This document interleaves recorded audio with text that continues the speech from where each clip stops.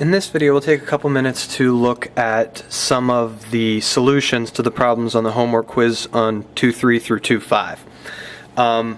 The front page, I was just asking you to take derivatives, and I've already done a little bit of algebra here, or a little bit of rewriting of some of these functions on this first page. I haven't actually taken any derivatives yet. What I realized with this function, if I was going to be looking for its derivative, I hate the root, so I rewrote the root as a fractional exponent, so I changed the square root to a 1/2 power.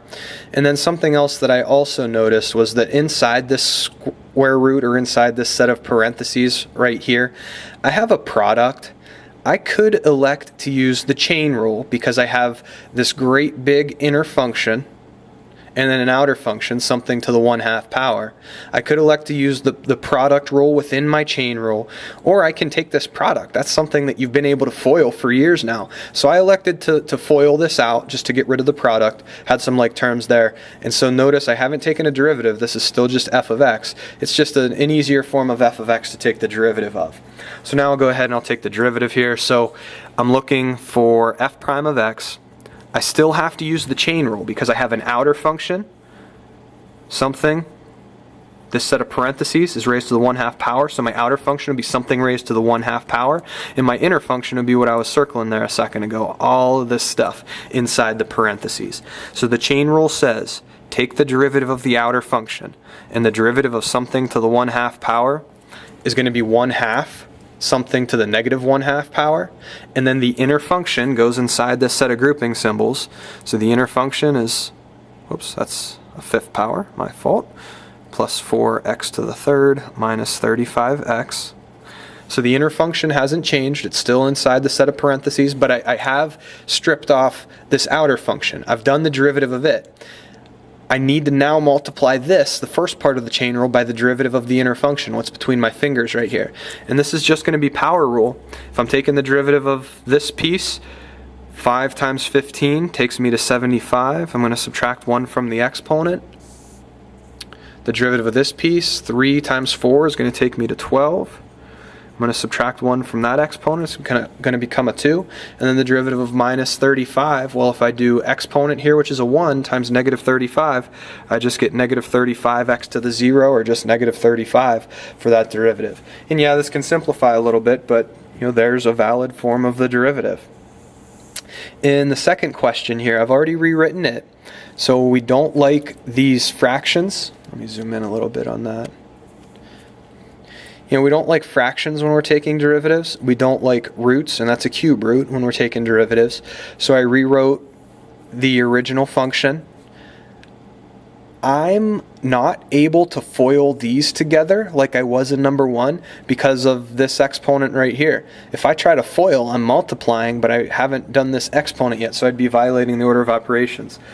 There is algebra that you could try to do here. In my opinion, it's easier just to leave it as is, because the algebra gets pretty lengthy, because you'd have to expand this raised to the 3rd power, and then you'd have to distribute that into it. So a little bit more algebra than I want to really get involved with, so I'm just going to jump straight into the derivative.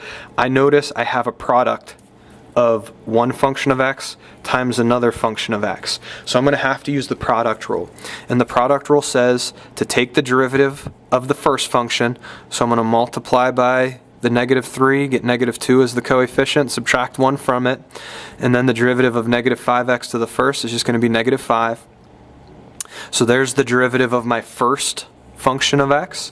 I'm going to multiply that by the original second function of x. So this 4x to the 1/3 power minus 6x raised to the 3rd. I'm going to add to that the original first function of x. So I'm just copying this down. 2x to the negative 3rd minus 5x. And then here I need the derivative of the second function of x. Here's the second function of x. I have an inner function, 4x to the 1/3 minus 6x. I have an outer function, something to the 3rd power. So for this last little piece of the product rule, I'm going to actually have to use the chain rule. And the chain rule says to take the derivative of the outer function. So the derivative of something to the 3rd power is going to be 3 something squared. And then inside this set of parentheses, I'm going to put the inner function. And then I'm going to finish this chain rule at the end of the product rule here by multiplying by the derivative of this inner function. So I've basically taken care of the outer function, and I need to multiply by the derivative of what's between my fingers. So I'm going to multiply by the derivative of 4x to the 1/3 minus 6x, and that's going to end up being, well, 4 times 1/3 is 4/3, right? You just do 4 over 1 times 1 over 3, top times top, bottom times bottom, gets you 4 over 3.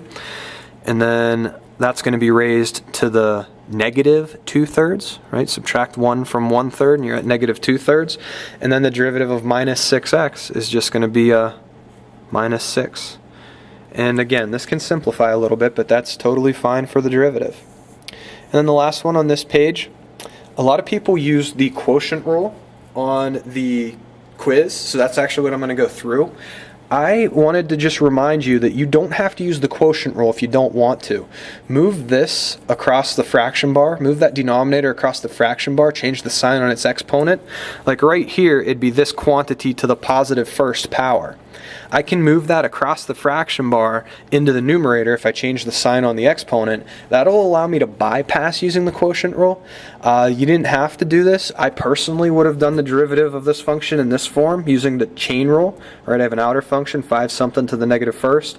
But most people use the quotient rule, so that's what I'll go ahead and show.